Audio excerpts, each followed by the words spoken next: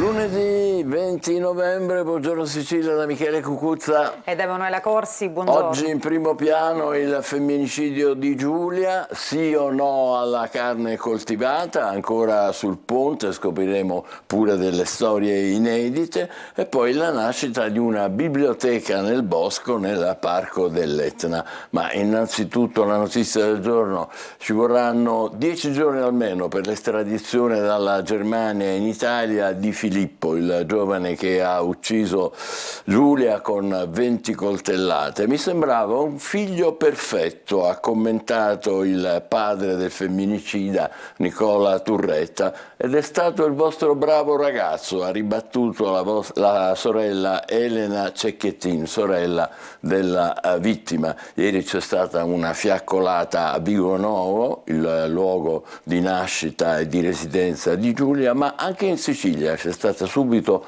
una mobilitazione. A Campobello di Mazara, nel Trapanese, per prima ha organizzato la gente del posto un flash mob contro la violenza sulle donne e in memoria di tutte le vittime. Tutte Giulia, tutte le donne e tutti gli uomini che oggi piangono dal Veneto alla Sicilia la scomparsa di Giulia Cecchettin, vittima di femminicidio, assassinata a sangue freddo dal suo ex Filippo Turetta.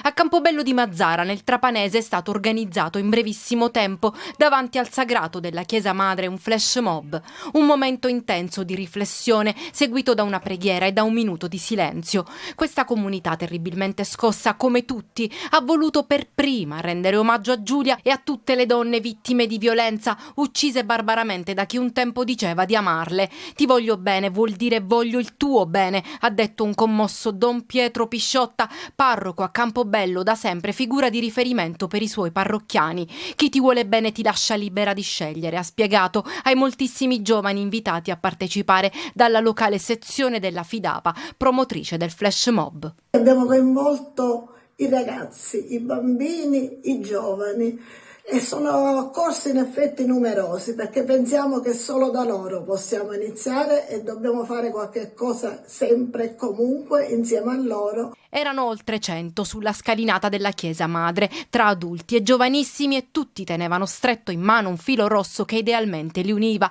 Alcuni soci della Fidapa hanno invece indossato al petto un fiore di tessuto colore verde, come la speranza che un giorno tanta cattiveria e tanta violenza possa finire. E torneremo sul femminicidio di Giulia alle 8:40 in diretta. Intanto parliamo del giallo di Randazzo. Resta oscuro il movente della sparatoria avvenuta in un casolare di campagna di via Sciarone. Si indaga sul passato della vittima e su eventuali attriti con la famiglia del 67enne rimasto ferito. Ecco il servizio. Tragedia a Randazzo, nel Catanese, dove un anziano ha prima tentato di uccidere un uomo e poi si è tolto la vita. La scena è avvenuta intorno alle 13 di ieri in un'abitazione di via Sciarone. A commettere il tentato omicidio un 87enne di Moio che, armato di pistola a calibro 9, si è recato nell'abitazione del randazzese di 67 anni e, dopo aver superato il cancello esterno, ha sparato al proprietario ferendolo all'avambraccio e all'addome. Poi, con la stessa arma, si è tolto la vita poco prima di uscire.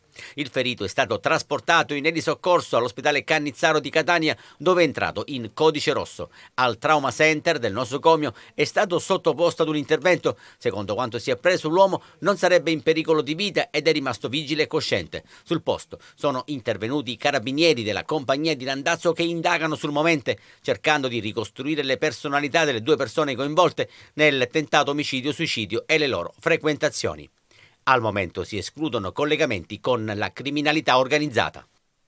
Adesso con Emanuela Corsi vediamo un po' la rassegna stampa siciliana. Sì, partiamo proprio da questa vicenda, da questo giallo appunto a Randazzo, dalla Sicilia di oggi. A pagina 6 leggiamo: estratto il bossolo, restano gravi le condizioni del 67enne che è stato appunto ferito. Però ecco, ancora è un mistero il movente che ha portato Salvatore Minissale, l'87enne di Moio Alcantara, a sparare contro questo 67enne di Randazzo, che è finito in elisoccorso all'ospedale Cannizzaro di Catania.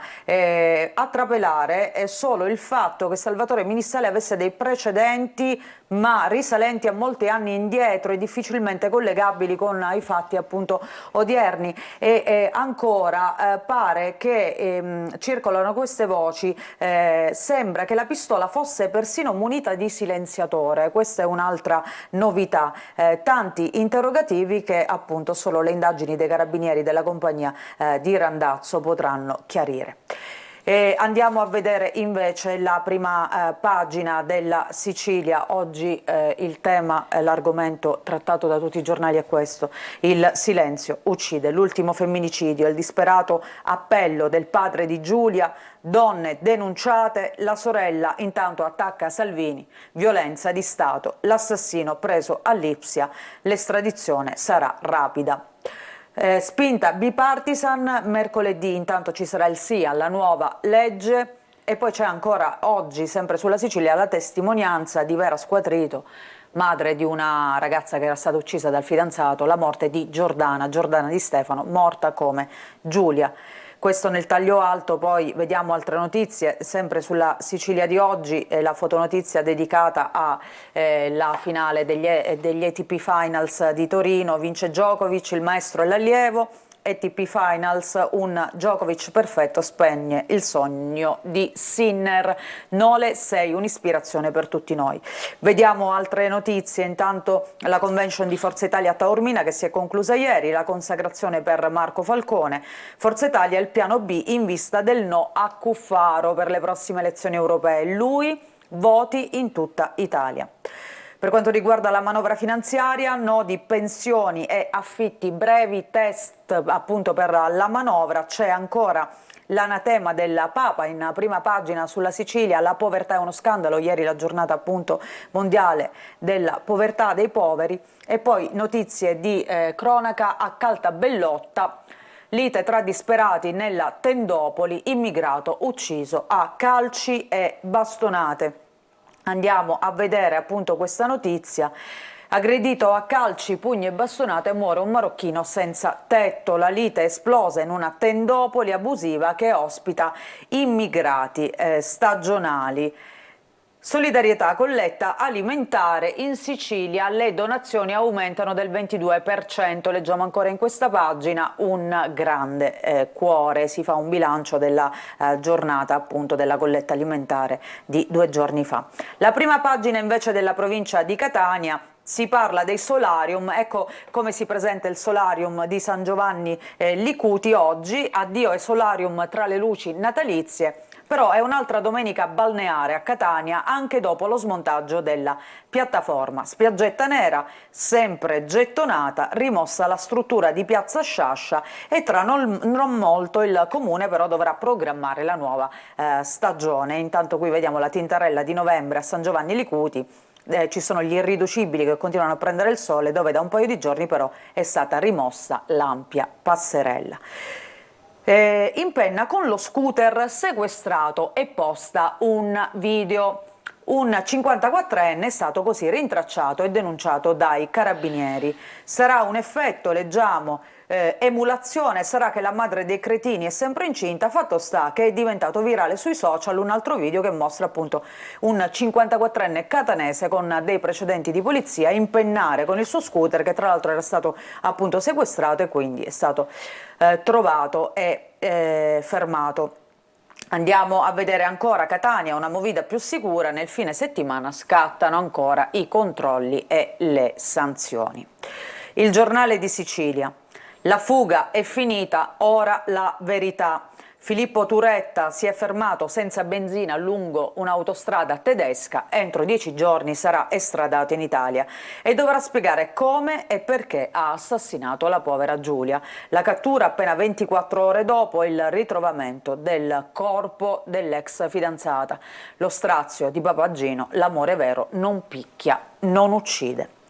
Lo sport, vediamo la foto dedicata a Jannik Sinner che non ce la fa a battere Djokovic in finale. Il bagliore di Sinner si spegne appunto nella finale degli ATP Finals, rivincita di Djokovic, il giovane altoatesino protagonista di un torneo a livelli altissimi, non si ripete all'ultimo atto e il serbo si prende il trofeo con un doppio 6-3. Ancora, cronaca in Sicilia, marocchino ucciso, un fermo, vediamo nel taglio basso appunto l'omicidio a bastonate avvenuto a Caltabellotta nell'Agrigentino. Raffica di assalti, invece qua siamo a Palermo, 3 locali nel mirino della microcriminalità. Conad rapinato in via Terrasanta, distrutta la vetrina di un bar in via Libertà, spaccata al capo. La politica siciliana in bilico il patto tra Forza Italia e Cuffaro, il leader della DC, della Democrazia Cristiana: non vogliamo essere sopportati. Taormina dice a Taormina no dei vertici del partito a una lista con tanti simboli per le prossime europee, dicevamo. Tajani, il nostro non si cambia. Andiamo a vedere la Gazzetta del Sud, anche qui vediamo nel taglio alto: lo hanno preso Giulia, Turetta arrestato in Germania. L'ex fidanzato della 22enne assassinata con 20 coltellate in Friuli, bloccato a Lipsia in autostrada. Aveva terminato la benzina e soldi, non ha opposto resistenza alla cattura. La sua punto è stata notata poiché fermata in una corsia di emergenza.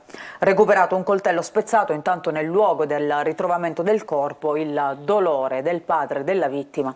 L'amore vero non calpesta mai. Qualità della vita male. Messina, nel taglio centrale la città dello Stretto e la provincia precipitano al terzultimo posto nella classifica 2023 di Italia Oggi. È un disastro per tutte le realtà siciliane, il solito divario nord-sud che vedremo tra poco. E poi anche qui in prima pagina la foto dedicata a Sinner, si arrende al più forte, finals a Djokovic. Vediamo i due tennisti in questa fotografia, appunto Jannik battuto con un doppio 6-3, ma è nata una stella. Ci sono anche notizie che arrivano dal Medio Oriente: Israele e Hamas sono vicini ad un accordo sugli ostaggi, mentre a Gaza però si continua a morire. Per quanto riguarda gli europei di calcio, Euro 2024, l'Italia stasera scenderà in campo, basta un pareggio con l'Ucraina per qualificarsi.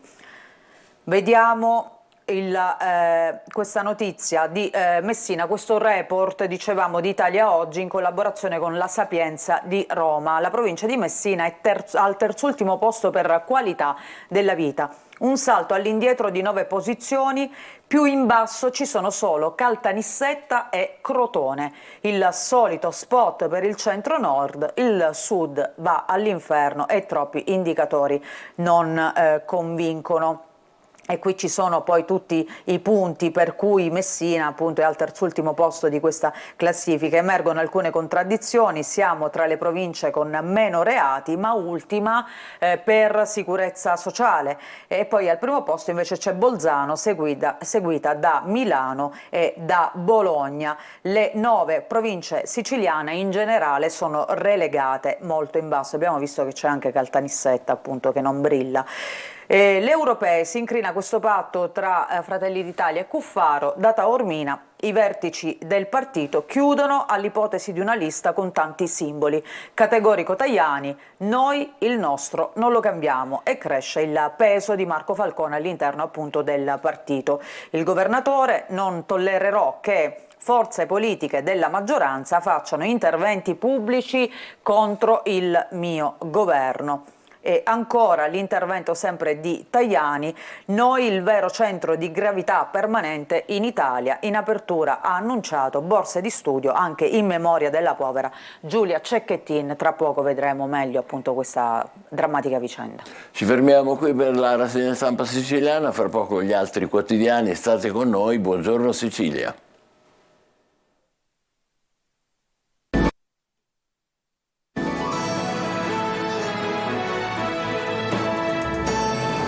Eccoci, buongiorno Sicilia, adesso con Emanuela Corsi diamo un'occhiata ai quotidiani nazionali. Sì, partiamo dalla prima pagina del Corriere della Sera. La fuga è finita, arrestato Filippo. Era in Germania, fermo in autostrada, senza soldi e benzina, le ultime terribili ore di Giulia. Anche i genitori dell'assassino vanno alla fiaccolata, il padre sembrava il figlio perfetto.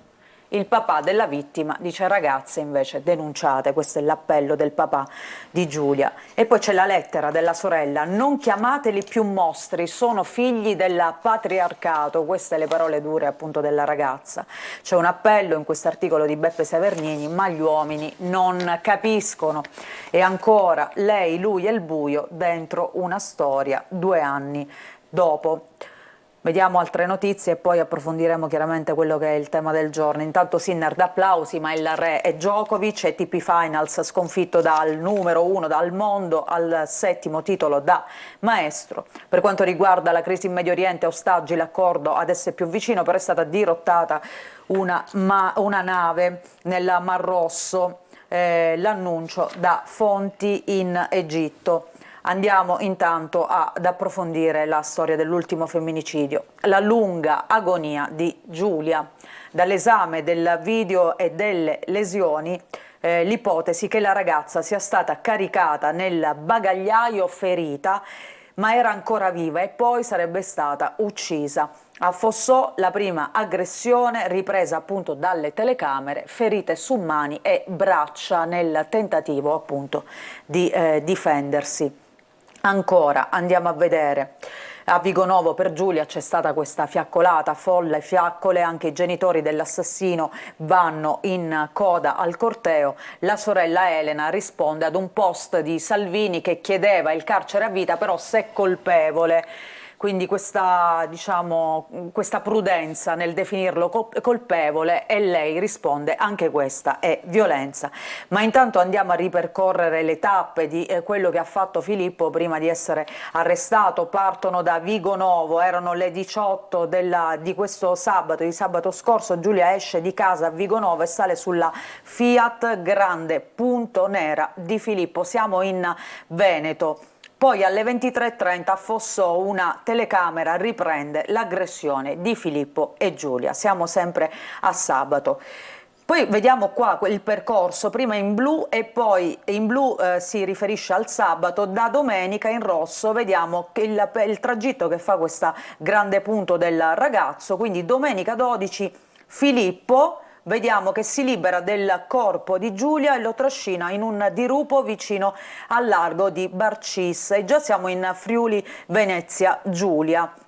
Ancora lui va avanti, alle 9 Filippo si ferma a Cortina per fare benzina. Il giovane prosegue. Mercoledì 15 l'auto viene già rilevata fuori dal confine italiano, quindi siamo in Austria. Filippo ha varcato il confine e poi va verso direzione Germania fino ad arrivare poi a Lipsia, a Bad Dürrenberg, dove poi la polizia lo nota appunto a luci spente lungo la A9 e lo ferma, e lì appunto controlla chi è questo giovane e lo arresta. Questo è quello, la fuga appunto dell'assassino o presunto assassino, come dice qualcuno. E ancora lui che voleva, leggiamo, fermarla appunto nell'altra pagina, la storia: appassionato di moto e trekking, lo chiamano il tubo, si sente in gara e non sopporta di restare indietro. La tragedia della madre nella vita della ragazza, che ricordiamo appunto aveva perso 1 anno fa, i messaggi ossessivi ogni sera dalla fine della relazione. Andiamo ancora a vedere appunto questa lettera di Elena Cecchettin, la sorella di Giulia, che dice: mostri no, sono figli del patriarcato. Turetta viene spesso definito come mostro, invece mostro non è, sono proprio le parole della ragazza. Un mostro è un'eccezione, una persona esterna alla società, una persona della quale la società non deve prendersi la responsabilità, e invece la responsabilità c'è. I mostri non sono malati, sono figli sani del patriarcato, della cultura dello stupro. Queste le parole forti di questa ragazza. E poi ci sono i 2 padri a confronto: da un lato il padre di Giulia che dice: ci manca tanto, mi appello a tutte, al primo segnale denunciate subito, e dall'altro il padre di Filippo che dice: mi sembrava il figlio perfetto, quando lei lo lasciò disse: io mi uccido.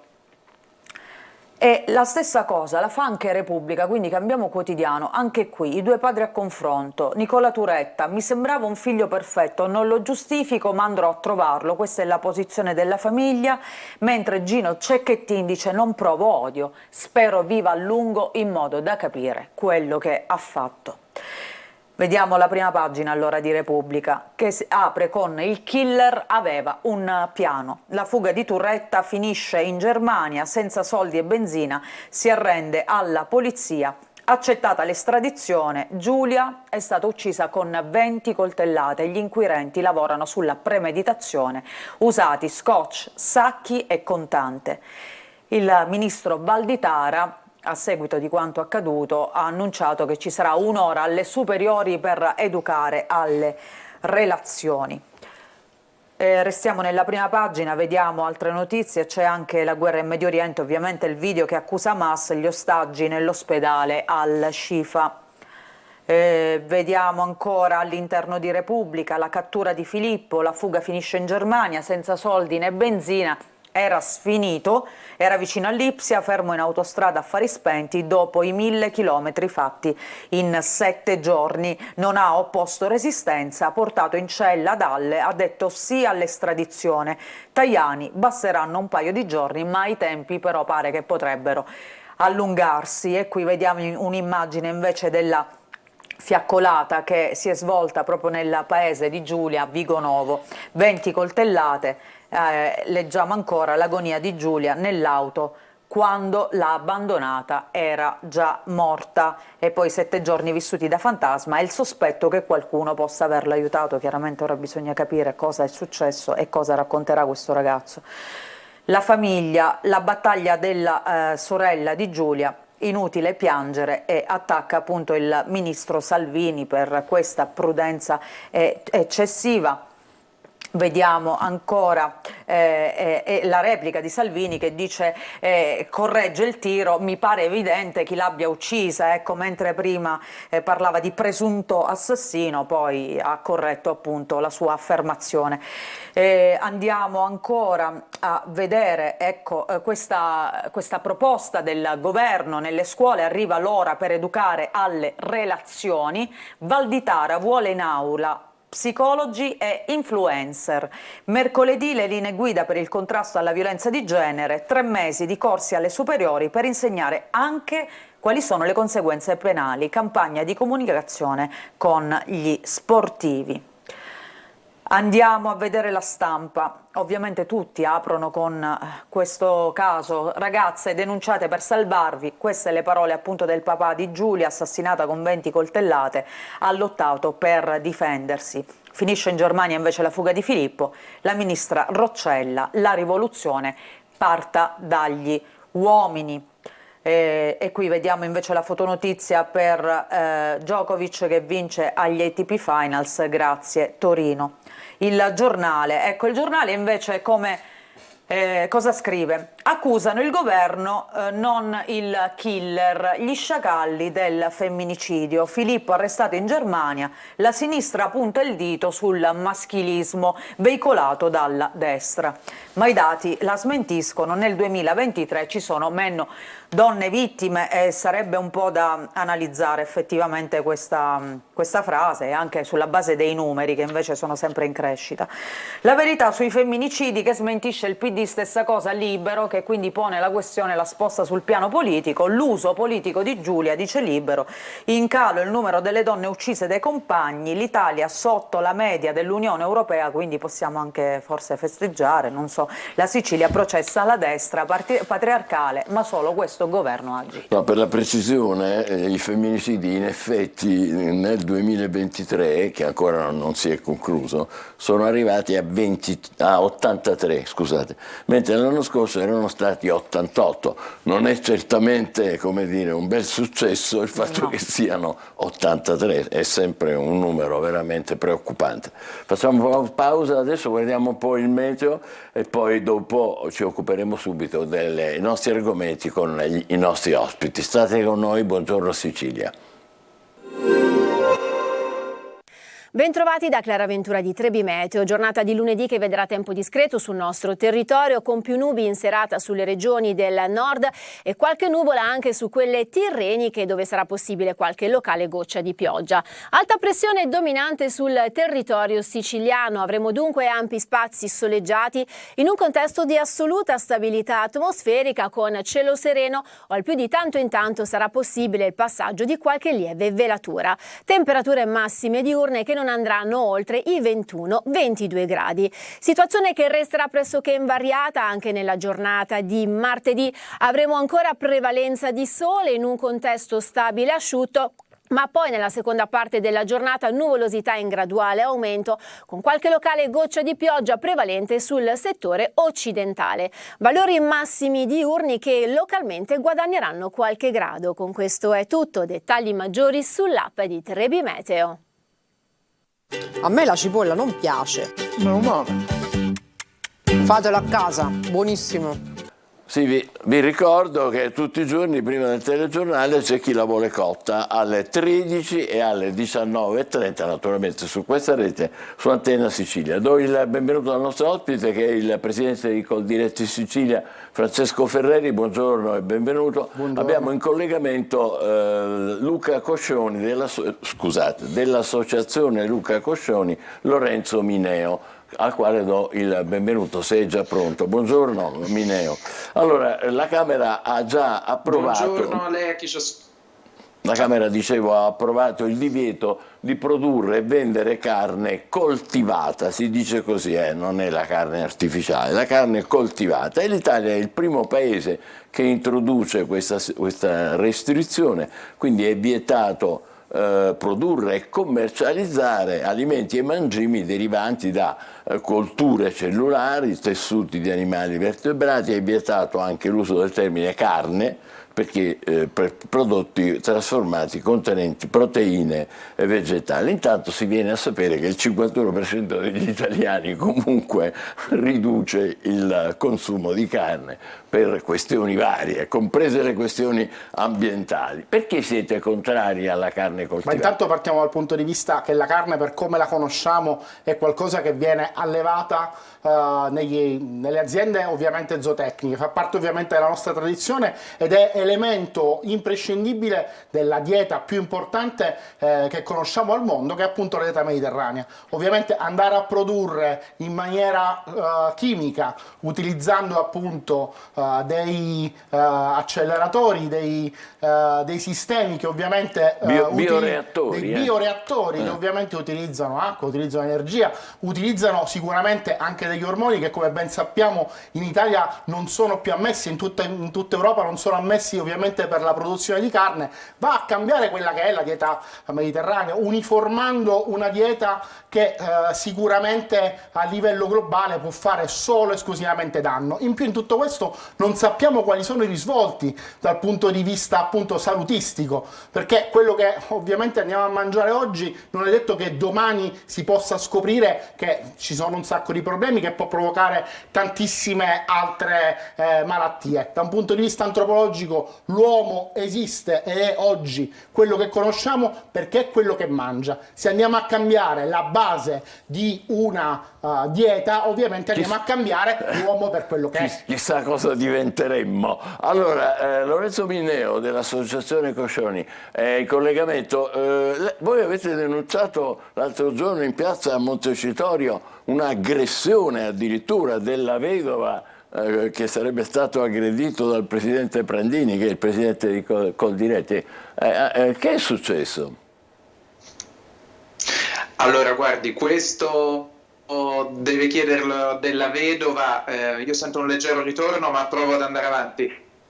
Benedetto della Vedova è un iscritto all'associazione Luca Coscioni. In quel caso la manifestazione la faceva Più Europa e sembra che il diritto di manifestare in piazza, pensandola diversamente riguardo questo provvedimento, anche quando si tratta di parlamentari, in questo caso che erano in piazza, abbia suscitato dei nervosismi da parte del presidente della Coldiretti. Però io questa vicenda non la conosco nei dettagli, quindi preferisco non commentarla. Sembra che ci sia stato un alterco. Invece è favorevole alla piuttosto carne vivace. coltivata?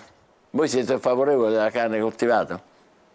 Allora, grazie per la domanda, perché mi permette anche di spiegare a chi ci ascolta che la questione non è tanto essere a favore o contro, ma semmai a favore o contro anche, se volete, dell'Europa, perché questo divieto italiano è totalmente inapplicabile. A livello europeo esiste un'autorità, si chiama l'EFSA, ha sede a Parma, ed è esattamente l'autorità competente che dovrebbe un domani decidere, nel momento in cui parte un processo di esame, di valutazione su questo prodotto, dovrebbe decidere se può essere commercializzato o no.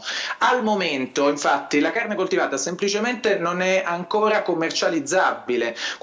Quindi questo divieto italiano, oltre ad essere inapplicabile e quindi una perdita di tempo, pone anche degli svantaggi competitivi per le nostre imprese, perché se un domani gli altri paesi autorizzassero, l'Europa autorizzasse per gli altri paesi la commercializzazione di carne coltivata, noi saremmo gli unici a non poterlo fare, quando nulla impedirebbe agli altri di esportarla da noi. Si sente un po' così a tratti, la connessione non è perfetta. Poi vorrei aggiungere che Prego. sicuramente il fatto di vietare la commercializzazione e la produzione in Italia è sicuramente un grande passo avanti. Ribadiamo il fatto che oggi si possa fare ricerca, è giusto che comunque si faccia ricerca per capire se qualcosa fa bene o non fa bene. Sì, però Mineo sicuramente dice siamo molto preoccupati del fatto che questo possa influire su quella che è la salute dei cittadini. Però Mineo dice è inapplicabile, perché siccome è non commercializzabile... Guardi, io non faccio il giurista, quindi non le so dire. So sicuramente che 2 milioni di italiani si sono espressi, la quasi totalità dei comuni, dei parlamentari, di opposizione, di maggioranza e di tutte le regioni italiane si sono espresse, e le posso sicuramente dire che questa, più che una battaglia di partito o una battaglia di ideologia, diventa una battaglia di tutto il popolo italiano, quando noi l'Italia esprime sicuramente il cibo migliore del mondo. E in più si è data delle regole, perché non dobbiamo dimenticare che quello che viene prodotto in Italia ha delle regole molto più restrittive rispetto a tutti gli altri paesi. Mineo, vuole dire qualcosa? Non c'è Guardi, più. spero Non che c'è più. adesso si senta bene, che il collegamento forse sia meno problematico. E detto questo, io credo che si tratta di mettere anche gli italiani, prima di esprimersi, in condizione di conoscere, no? per poter poi deliberare. Allora è importante non fare disinformazione, e non siamo noi a dire che la carne coltivata va bene. Come lo dicevo, ci dovranno essere autorità competenti per la sicurezza alimentare, in questo caso quella europea, a doversi esprimere. Quello che diciamo è semplicemente di non fare disinformazione, quindi se non ci sono ancora sufficienti prove che questo prodotto faccia bene, non ce ne sono neanche che fa male, quindi non cominciamo così a alimentare una possibile disinformazione su questo. Quello che invece sarebbe importante sapere è che indiscutibilmente, sicuramente questo prodotto non comporta nella stessa misura degli allevamenti intensivi l'uccisione di animali, e sicuramente, secondo la gran parte degli studi, riduce notevolmente le emissioni inquinanti, che sono un problema per i cambiamenti climatici.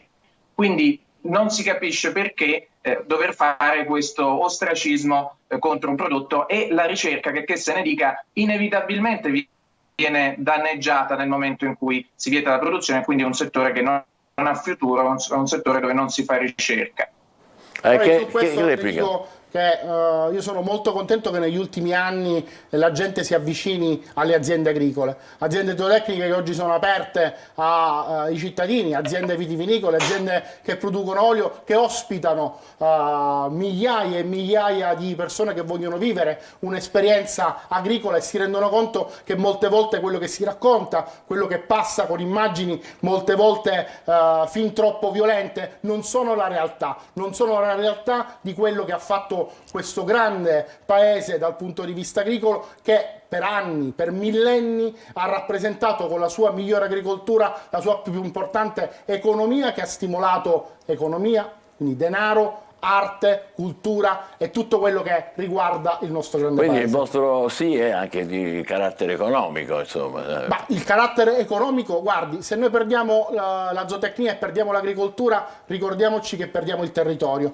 Uno fra i ruoli più importanti che hanno gli agricoltori nella società è tutelare il paesaggio, tutelare il territorio e soprattutto controllarlo, gestirlo, che è la cosa più importante. E l'agricoltura ha questo grandissimo merito. Io devo fare da tramite perché Mineo, insomma, sente e non sente. Poco fa parlava però anche di problemi relativi all'inquinamento e anche, come Guardi, dire, i problemi relativi all'inquinamento... mi lasci finire, e anche alla questione, diciamo così, dell'abbattimento degli animali. Guardi, come dicevo prima, quelle molte volte le cose che si raccontano non rispondono esattamente alla realtà.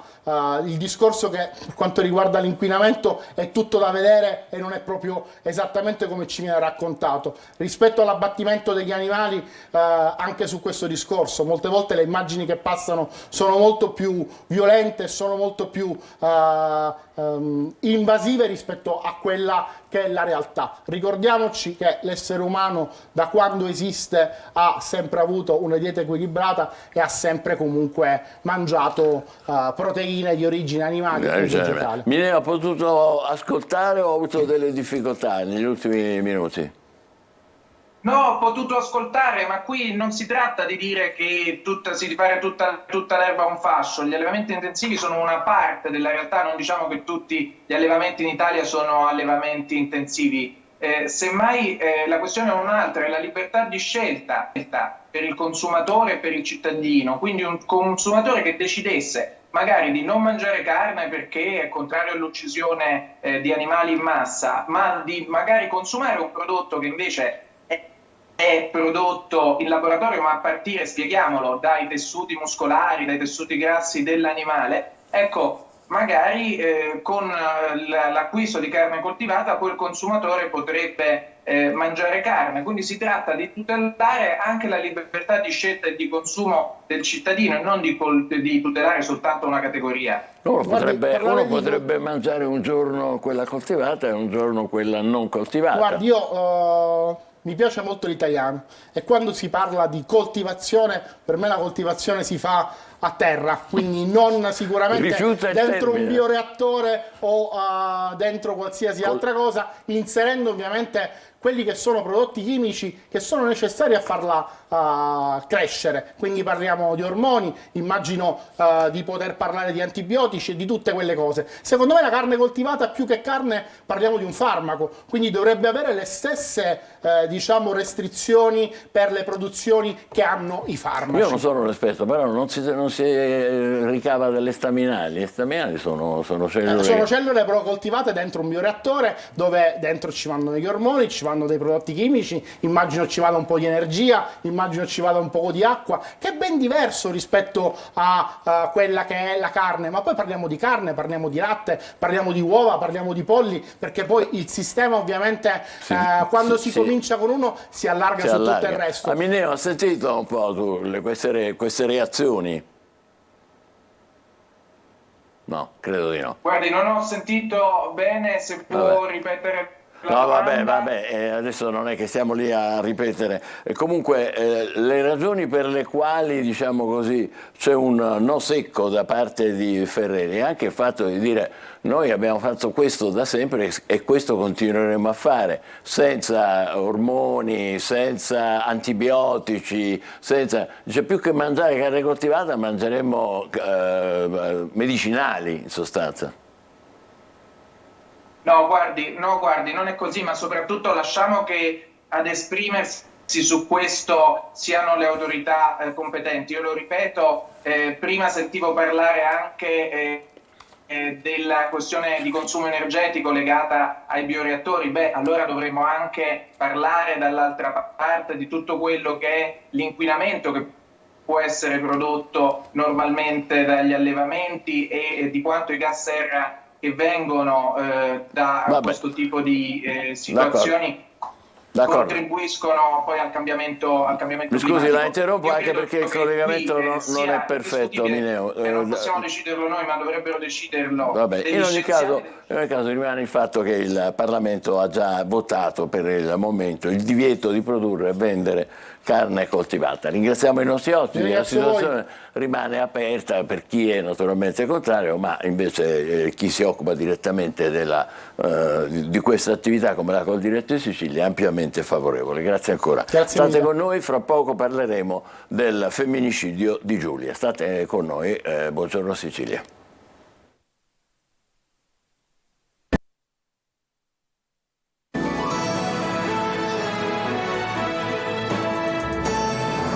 Il femminicidio di Giulia, siamo in collegamento con Lara Torrisi dell'associazione Non Una di Meno. Buongiorno e benvenuta. Buongiorno a tutti e a tutte. Allora, l'audio dobbiamo alzarlo. Non Una di Meno per l'8° anno ha già programmato per la giornata di sabato una manifestazione contro la violenza di genere e sfilerà in corteo contro la violenza patriarcale con 2 appuntamenti, uno a Roma e l'altro a Messina, va bene, sabato 25. Dunque Lara, mai come oggi questa vostra iniziativa come dire, è assolutamente opportuna e necessaria. L'Italia intera è commossa per la tragedia di Giulia. Secondo voi questo è un segnale positivo, il fatto che ci sia un'attenzione, una commozione, un dolore, un dispiacere così dilagante? Sì, diciamo che la questione è questa, nel senso che ormai siamo al 105° femminicidio. Quindi il dato è abbastanza allarmante, nel senso che siamo a 10 donne uccise al mese, quindi è un vero e proprio bollettino di guerra. Quindi è chiaro che ormai le persone stanno sempre di più arrabbiandosi. E da questo punto di vista, infatti, cioè, è proprio questo quello che in questo momento ci tiene, diciamo, come dire, sempre lì pronte a lottare sul territorio, è proprio la rabbia. La rabbia che in questo momento abbiamo per l'ennesimo femminicidio, Sì. che ad oggi noi diciamo essere un femminicidio di Stato, lo chiamiamo pure, perché siamo abbastanza stanche di guardare politici, governi che non fanno altro che guardarci mentre ci stanno letteralmente ammazzando. Allora, adesso a quello arriveremo fra poco, parleremo delle iniziative che ha in programma il governo, anche per quanto riguarda le scuole, ma io le chiedo questo a Torrisi, che spiegazione dare di questo e degli altri femminicidi? La sorella di Giulia ha detto con sarcasmo e con amarezza ai familiari di Filippo: è stato il vostro bravo ragazzo, come dire, voi genitori non vi accorgete nemmeno di che persona è cresciuta dentro la vostra famiglia, e voi chiamate in causa proprio le famiglie, il patriarcato, il maschio forte e dominante, è così? Esatto, quello che noi diciamo è che la violenza di genere, la violenza maschile sulle donne non sono casi isolati, non sono fenomeni emergenziali, non sono raptus di gelosia o follia perpetrati da, come appunto sono stati definiti con questi nomignoli, lupi cattivi, giganti buoni, eccetera eccetera, ma sono fenomeni letteralmente strutturali, cioè è una questione strutturale, è una questione culturale che si annida, diciamo, nella vita di tutti i giorni, in ogni aspetto della vita di tutti i giorni. Quindi anche diciamo erroneamente vengono chiamate le persone che agiscono queste forme di violenza violenza, dove il femminicidio e lo stupro sono punte di un iceberg, perché poi ci sono tutta una serie di comportamenti, atteggiamenti, linguaggio che non fanno altro che appunto precedono i fenomeni più brutali come quello del femminicidio e dello stupro, che vengono sottovalutati e che invece diciamo si danno ogni giorno nelle vite di tutti i giorni, in ogni luogo che noi attraversiamo. Ecco, loro si erano, mi scusi, la interrompo, loro si erano lasciati e la nostra Emanuela ci ha letto nella rassegna stampa che Filippo tutte le sere tormentava Giulia con le sue telefonate o i suoi messaggi ogni sera, sperando naturalmente che si potessero rimettere insieme. Ma questo non è però, diciamo, sì, una forma forse eccessiva, un po', come dire, stancante, però non è il sintomo di qualche cosa di patologico. Addirittura il papà di Filippo, Nicola Turretta, ha detto: mio figlio, ma mi sembrava un figlio perfetto. Tanto è vero che la sorella ha detto: è stato il vostro bravo ragazzo, ha replicato Elena Cecchettin, la sorella di Giulia. È dentro le famiglie che c'è da andare a guardare, secondo lei, Lara Torrisi? Può ripetere perché non ho sentito la domanda? La responsabilità delle famiglie in queste vicende così gravi. La responsabilità delle famiglie è enorme, nel senso che appunto molto spesso la violenza si consuma proprio diciamo all'interno delle famiglie, sia che sia un figlio, sia che sia un partner, sia che sia appunto un parente vicino, eccetera eccetera, e l'atteggiamento non deve essere quello dell'indifferenza, del voltarsi dall'altro lato o al solito di come dire, sottolineare che alla fine comunque non ci si aspettava una cosa del genere perché era un bravo ragazzo. Cioè prima si capisce che questo è un fenomeno strutturale, culturale, e prima si capisce che riguarda in potenza tutti gli uomini, quindi non solo magari quando vediamo delle cose troppo esplicite o magari vediamo personalità troppo esplicite, ma questi atteggiamenti e questi comportamenti vengono troppo spesso minimizzati, legittimati e invisibilizzati, e all'interno della famiglia succede anche questo, così come anche potremmo parlare poi in generale nelle altre istituzioni educative. A proposito di istituzioni educative, che cosa fare? Allora, denunciare, dite voi, dicono i genitori della povera Giulia, naturalmente denunciare qualunque primo piccolo segnale, non andare mai al famoso ultimo appuntamento e così via. Però anche a proposito di istituzioni educative la scuola è chiamata in causa e adesso il ministro Valditara parla di un'ora di educazione da dedicare alle relazioni, all'affettività, in una scuola che diciamo è l'unica, una delle poche in Europa dove non c'è educazione sessuale e non c'è assolutamente educazione all'affettività. Che ve ne pare? È una buona strada questa qui? Ma speriamo venga portata avanti, nel senso che noi dal 2016, a proposito di capire quali sono le priorità per contrastare la violenza di genere, noi dal 2016 urliamo ai governi, chiediamo disperatamente ai governi che la base per contrastare, lottare la violenza ogni giorno non sta nell'inasprimento di pene, ma sta proprio nell'educazione che noi diciamo sessuale, affettiva e al consenso, che per noi sono cose fondamentali, ripartendo dall'età dell'infanzia fino all'età adulta. Senza educazione non ci si può liberare dalla violenza contro le donne, dalla violenza di genere. Quindi noi ci auspichiamo che finalmente, forse non si sa, il governo, perché appunto fino ad ora non è stato dimostrato così, abbiano compreso che in effetti un modo, l'unico forse e uno delle soluzioni sia proprio la questione dell'educazione.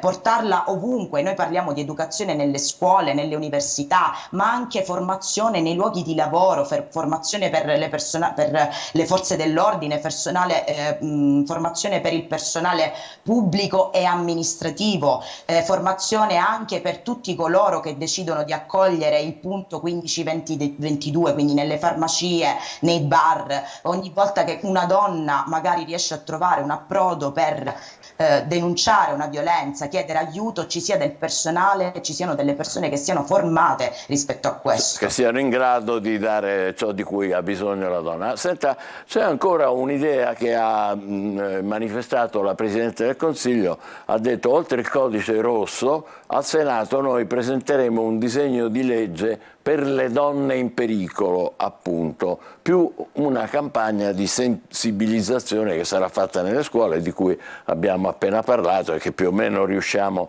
a immaginare, come l'ha descritta lei stessa. Ma un disegno di legge che cosa dovrebbe prevedere, secondo lei? Allora, quello che noi sempre dal famoso 2016 diciamo e portiamo avanti nel nostro piano di Non Una di Meno è proprio questo. Noi innanzitutto vogliamo che ci sia una presa di coscienza da un punto di vista appunto femminista di quelle che si abbia una lettura del fenomeno della violenza come fenomeno strutturale.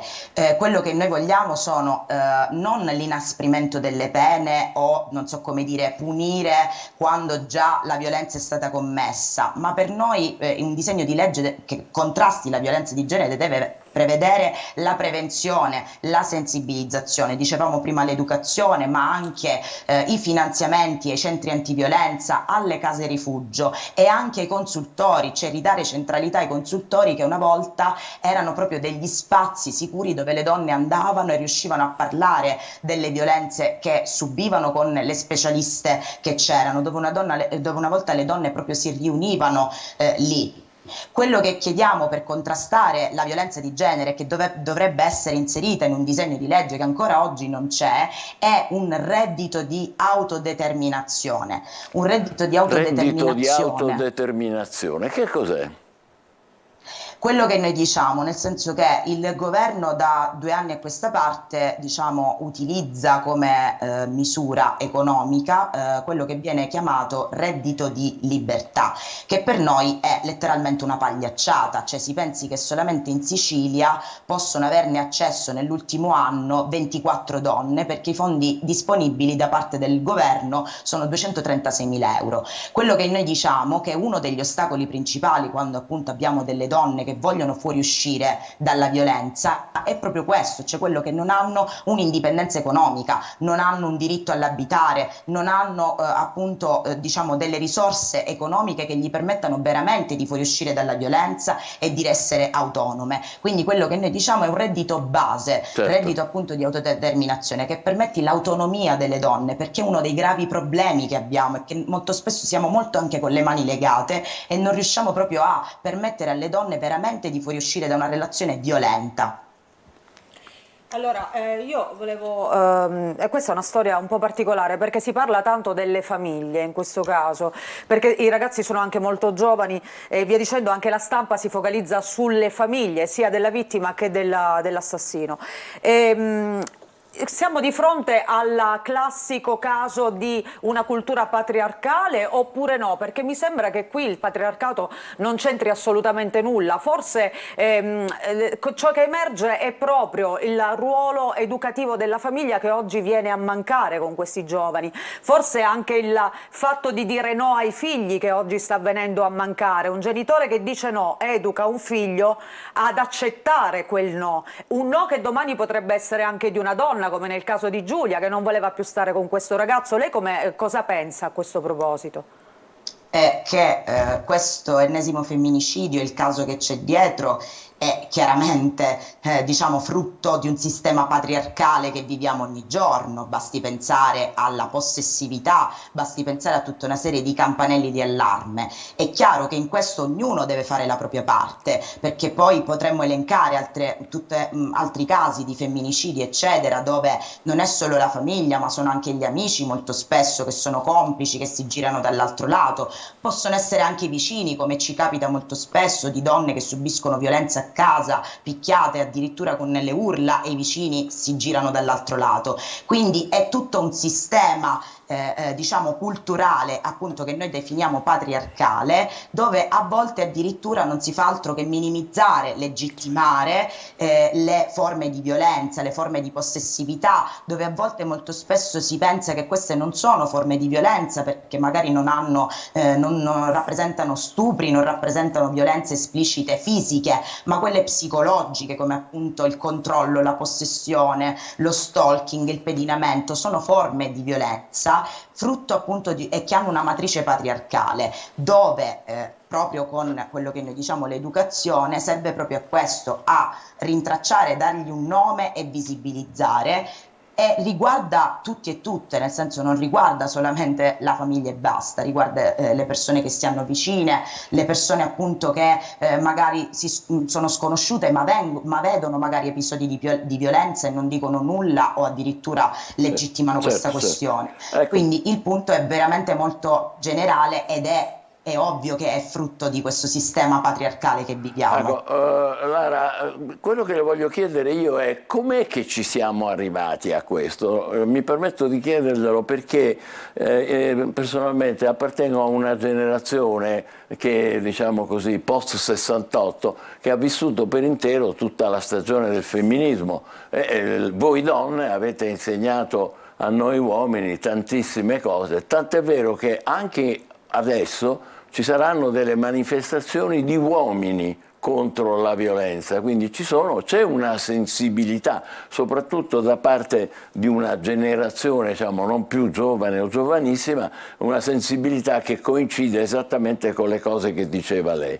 Come ci si è arrivati? Com'è stato possibile invece questa retromarcia clamorosa, al punto che si considera la donna oggetto di possesso, che non si concepisce la libertà della donna stessa di potersene andare e farsi la sua vita e tutte le cose che abbiamo detto? Cosa è successo? Di chi è la colpa? Il punto sta sempre lì, nel senso la questione è questa: se non si educa a un modo di relazionarsi diverso, a un modo che non sia prevaricatore, dominante e violento, diciamo, si faranno sempre dei passi indietro. Poi nell'ultimo periodo, non è un caso, da appunto anni a questa parte, le donne vengono sempre di più uccise, le donne vengono sempre di più molestate, abusate, perché questi episodi stanno venendo fuori, perché le donne stanno decidendo di ribellarsi e quindi molti episodi le donne si stanno iniziando a sentire insieme ad altre donne, ad altre persone, libere di poter raccontare quello che gli è successo. Quindi magari in passato non avveniva tantissimo, oggi avviene di più. E questa è la questione, e tutto sta proprio nell'educazione, che dovrebbe essere, diciamo, una priorità da parte dei governi, che ogni tanto, cioè per il 25 novembre, si fanno delle passerelle, dicono noi lottiamo, contrastiamo la violenza di genere, ma poi, visti i numeri, cioè stiamo vedendo come questo non succede, proprio perché non esiste una priorità. Ecco, le volevo chiedere per concludere, Lara, mi scusi, per concludere, cosa avete programmato per Messina sabato 25? Esatto, come appunto diceva lei, noi avremo queste due manifestazioni quest'anno con questa novità di Messina, per permettere appunto alle persone che abitano nel sud di poter appunto venire, perché magari molto spesso Roma diventava inaccessibile. C'è un pullman che stiamo organizzando, quindi da questo punto di vista chi vuole prenotare un posto per venire appunto a manifestare può scrivere alle nostre pagine Facebook o Instagram, e partiremo appunto alle 14 da piazza Borsellino, piazza Alcalà, proprio con questo pullman per l'appuntamento della manifestazione di sabato pomeriggio. D'accordo, la ringraziamo molto. Lara Torrisi dell'associazione Non Una di Meno ci ha ricordato la mobilitazione che ci sarà sabato 25 a Messina, ma naturalmente anche a Roma. Adesso ci fermiamo soltanto per poco, ci sarà il nostro almanacco che è immancabile il lunedì, poi parleremo della biblioteca nel bosco sull'Etna. State con noi, buongiorno Sicilia.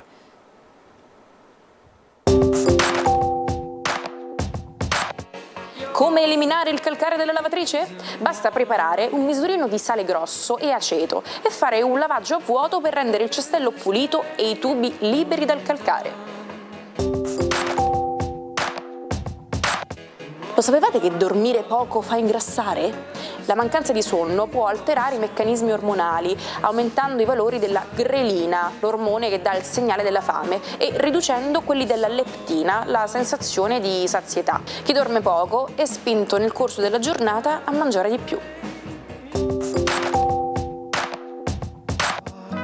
In inglese, per parlare di qualcosa di inaspettato che è arrivato all'improvviso, si utilizza l'espressione bolt from the blue, che ha lo stesso significato del nostro fulmine a ciel sereno.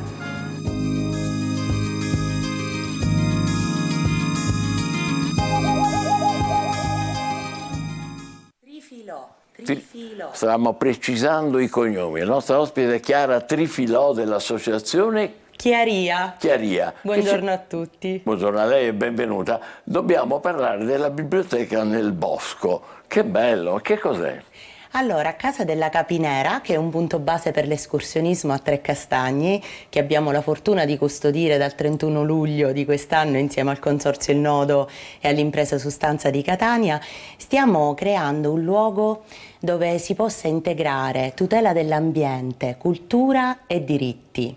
E quindi uno dei progetti cardine all'interno di questo punto base è proprio quello di realizzare una biblioteca tematica nel bosco, all'interno della quale saranno raccolti tutti i testi della letteratura scientifica alla base del nostro operare, perché noi ci occupiamo di ecologia affettiva, intelligenza naturalistica, neurobiologia. Cos'è l'ecologia affettiva? Scusi l'interruzione, ma mi incuriosisce molto. Allora, l'ecologia... Credo sia attinente ai temi di cui abbiamo parlato fino a poco Sì, fa. infatti mi ha colpito molto questo aggancio che si può fare benissimo, perché abbiamo perso, Michele, questo nostro legame con noi stessi, con la nostra natura più autentica, con l'ambiente e la natura. Se poi noi ci pensiamo, l'urbanizzazione, tutto quello che è successo in verità è un battito di ciglia rispetto alla storia dell'umanità. Noi ancora siamo bosco, siamo natura. L'ecologia affettiva è uno strumento per ricordare questo nostro profondo legame ancora con le altre forme di vita, questo che si chiama biofilia, questa nostra sì. naturale, no? Appassionarsi alle altre forme di vita, bello. Esattamente. E come si fa? Si fa attraverso delle esperienze significative, immersive in natura, che sviluppano tutto questo nostro legame, tutto questo aspetto proprio affettivo delle emozioni con la natura. E la Casa della Capinera in quale zona, per orientarci, del parco dell'Etna sarà? A Trecastagni. Trecastagni, ed è già pronta, diciamo? Sì, è già pronta. Noi abbiamo deciso comunque di aprire, anche se stiamo facendo un passetto alla volta, una serie di cose, perché comunque è un luogo che vogliamo fare sentire la casa di tutti e tutte. E quindi sarà un luogo dove già adesso noi dal mercoledì alla domenica siamo lì e siamo in pieno cantiere creativo, quindi le persone possono venire, aiutarci, vedere quello che stiamo creando. Che bello, da mercoledì a venerdì. Che cosa trovano le persone che arrivano lì? Allora, lì sicuramente intanto trovano un bellissimo gruppo di persone pronto ad accoglierlo e a fargli conoscere le bellezze del territorio, perché lì ci sono tantissimi sentieri che partono molto belli. Ci sono le nostre attività che facciamo in natura con le famiglie, con i bambini, lavoriamo con i minori del carcere minorile e lavoriamo anche nel settore della disabilità, perché anche il progetto della biblioteca è legato a quello che noi riconosciamo come un diritto fondamentale, che è il diritto universale alla natura e alla cultura. Infatti la Casa della Capinera diventerà il primo punto base per l'escursionismo completamente accessibile, e non solo come un abbattimento delle barriere architettoniche, ma anche come un abbattimento delle barriere culturali, quindi la creazione di tutta una serie di attività, di percorsi in natura per far vivere queste esperienze di connessione profonda, oltre le abilità, Michele, quindi per la disabilità psichica, motoria e sensoriale. Ma è fantastico, abbiamo visto anche qualche immagine mentre lei parlava che non facevano altro che confermare le cose che lei andava dicendo. Mappe tattili, cartellonistica braille, parco giochi, anche con attrazioni per ipovedenti, non vedenti. È fantastico tutto questo, anche ancora qualche immagine la vediamo, ma questa sua vocazione, questa vostra vocazione, voi che siete, quanti siete lì alla Casa della Comunità? Allora, siamo un gruppo di 17 soci. Tutte donne? No, donne e uomini. E come è nata questa cosa? Come vi siete incontrati? Allora, è nata, diciamo, ha radici antiche, Chiaria, nel senso che è nata perché ci siamo sempre più negli ultimi anni avvicinati, il mio compagno, ai temi della natura, proprio di una fruizione diversa della natura, quindi anche le tecniche primitive di sopravvivenza in natura che ti portano a liberarti da tutto ciò che è superfluo. E quando c'è stato il lockdown tutto questo è diventato impellente, cioè è stato come un bisogno poi di concretizzare tutta questa nostra passione intorno a una creatura che piano piano ha chiamato anime affini, e ognuno col proprio sentire ha arricchito questa creatura di bellezza, di sogni, di progetti. Sono curioso di sapere come si attuano le pratiche di ecologia affettiva. Adesso sto sorridendo, ma vi prendo molto sul serio. Sì. Allora le faccio un esempio concreto. Magari c'è stata una volta che volevamo veicolare l'importanza ai genitori di riportare i bambini in natura, quindi educare in un modo diverso, allontanandoli dallo smartphone. È chiaro che se tu fai una cosa del genere facendo una conferenza, raccontando dei rischi, arrivi fino a un certo punto, arrivi qui, ti fermi qui. Allora cosa abbiamo pensato di fare? Abbiamo creato una giornata che si chiamava Festa di Primavera, in cui abbiamo organizzato giochi campestri per grandi e piccini. Nel giro di qualche ora avevamo 300 iscritti. 300, Le però. famiglie insieme ai bimbi hanno cominciato a giocare corsa coi sacchi, tiro alla fune, fazzolettone, una giornata bellissima. A fine giornata abbiamo chiamato i genitori in cerchio, gli abbiamo fatto chiudere gli occhi e gli abbiamo chiesto di tornare ai loro giochi di infanzia. Cosa è venuto fuori? Sciancatello, carriola a pallini. E quando poi gli abbiamo chiesto come, ora chiedendo se vi dovessimo chiedere la stessa cosa per i vostri figli, cosa direste? E allora lì tu riesci ad arrivare in un modo diverso, perché prima hai parlato al cuore, li hai fatti emozionare, gli hai fatto ricordare che cos'è giocare in natura, cosa ti fa rivivere. E quindi questo è un esempio concreto di come riavvicinare a quel pensiero ecologico, quel modo di stare con noi stessi, con i nostri figli e con gli altri che un po' abbiamo perso. Tutto questo è bellissimo, ma avete anche sostegno da parte degli enti locali, delle istituzioni? Sì, il comune di Trecastagni col quale stiamo collaborando ci ha aiutato soprattutto per ripulire la zona che ahimè ho visto era che pieno. qua e là in qualche immagine si è vista anche che il vostro lavoro è stato preziosissimo, perché ecco, avete veramente rimesso a posto un'area che forse meritava, diciamo così. Sì, assolutamente, in questo il Comune ci ha aiutato tantissimo. E ora abbiamo il sostegno, tornando al progetto della biblioteca, noi stiamo lavorando in rete e insieme non solo alle istituzioni ma anche ad altre associazioni questo progetto che lanciamo oggi in onore della giornata dell'infanzia e dell'adolescenza. Domani tra l'altro è la giornata internazionale dell'albero, quindi è perfetto. Cade a pennello. Pennello. Lo stiamo realizzando anche con l'Unione Italiana Ciechi e Ipovedenti, la sezione provinciale di Catania, perché questo progetto della biblioteca, che è proprio un progetto vero e proprio di raccolta fondi, di crowdfunding, in cui chiediamo l'aiuto di tutti, dalle istituzioni ai cittadini, sul nostro sito si troverà una bibliografia dei libri da poter adottare. Uno sceglierà un libro da adottare e la donazione che farà, tutto ciò che donerà in più, servirà a realizzare invece un laboratorio esperienziale nel bosco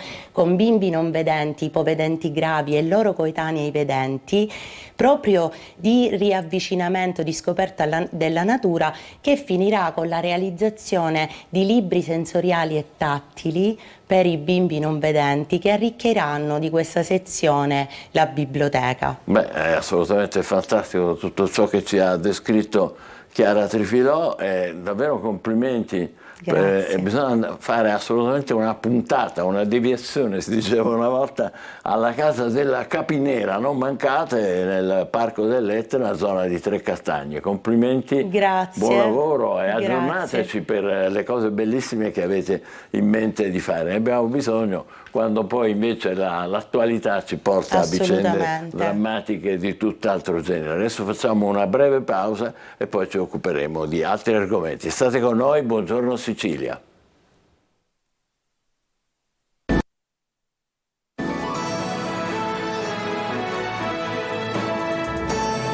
Buongiorno Sicilia, è il momento di dare un'occhiata alle stelle, lo facciamo con la persona giusta al momento giusto. Marco Amato, buongiorno, eccoti. Buongiorno, buon buon caffè. inizio settimana. Ma che abbiamo lì? Paperina? Però. Yes, Daisy Duck.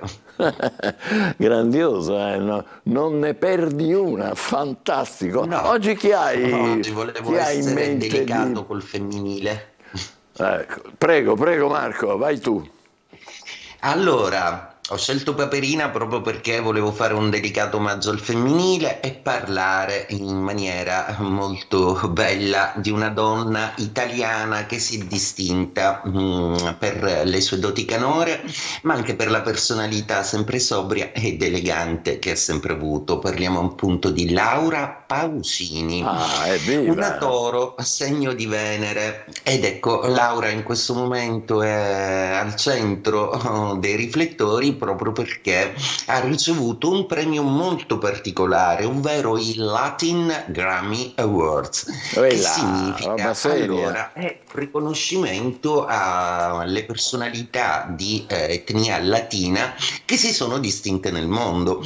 Ebbene, solo 2 donne l'avevano ricevuto prima di lei, e sono Shakira e Gloria Estefan. Quindi nel mondo della musica queste 3 signore che si sono distinte proprio per la personalità latina forte e intensa della loro arte, unita alla loro femminilità, ecco che anche la nostra Laura nazionale ha finalmente trionfato anche in questo senso, uno dei tantissimi premi che ha ricevuto, ma passa alla storia come la prima latina di non madrelingua spagnola che ha ricevuto questo premio. Ebbene, brava Laura per questo e tanti degli altri tuoi successi, per le tue canzoni stupende. Ci uniamo ai complimenti.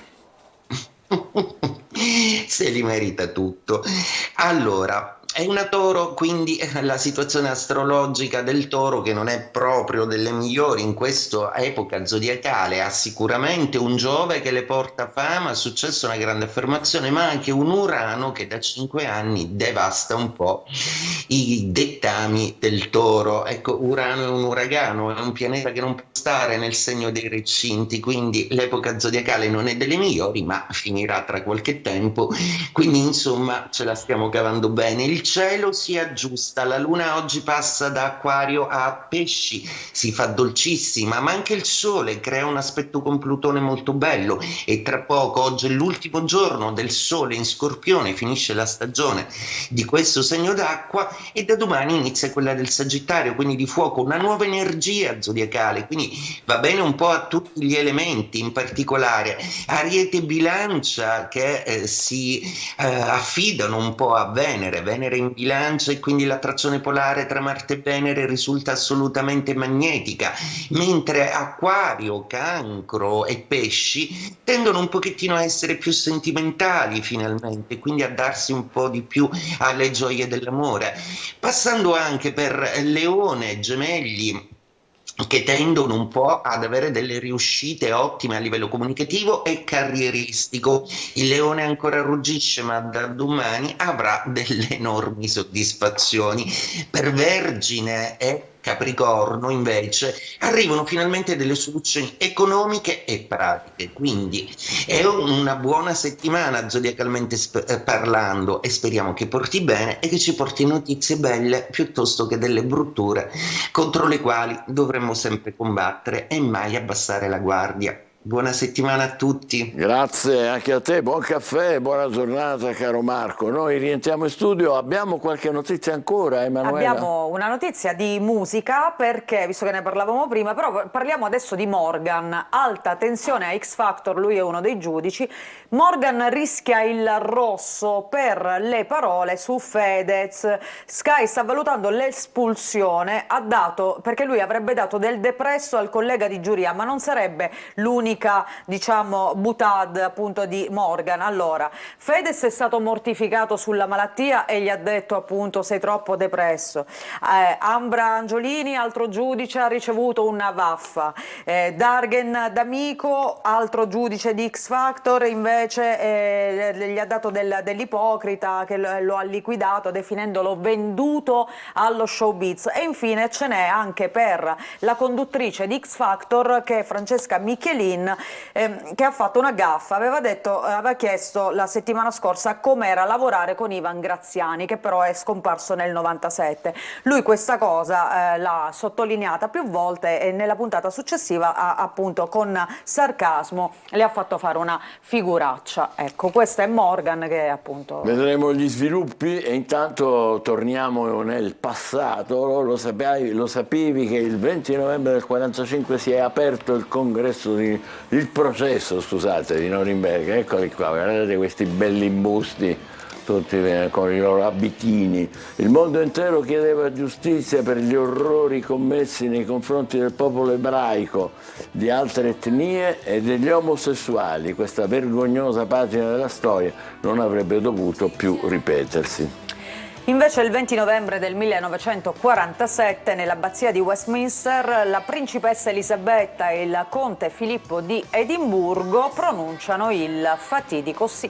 Il 20 novembre del 62 è la fine della cosiddetta crisi dei missili a Cuba. Il presidente americano Kennedy dichiara la fine del blocco militare attorno all'isola caraibica e Khrushchev fa tornare indietro le navi con i missili nucleari. Sempre il 20 novembre ma del 75 la Spagna torna sotto la guida di un Borbone. Francisco Franco, a causa dei problemi di salute, il dittatore, nomina Juan Carlos di Borbone come capo di Stato e dopo la morte di Franco diventa re di Spagna. 10 anni dopo, il 26 novembre del 1985, Microsoft presenta il primo Windows, il nuovo sistema operativo. Il nome Windows in italiano significa finestre, nome scelto per sottolineare l'aspetto dell'interfaccia che permetteva appunto di utilizzare più programmi assieme. E il 20 novembre si celebra anche in tutto il mondo la giornata internazionale dei diritti dell'infanzia e dell'adolescenza. La data ricorda il giorno in cui l'Assemblea delle Nazioni Unite adottò nel 1989 la Convenzione per la tutela dei minori. Il 20 novembre del 1996 è nata questa roba qui, che gira sopra le nostre teste, è una delle costruzioni più spettacolari mai viste, è la Stazione Spaziale Internazionale.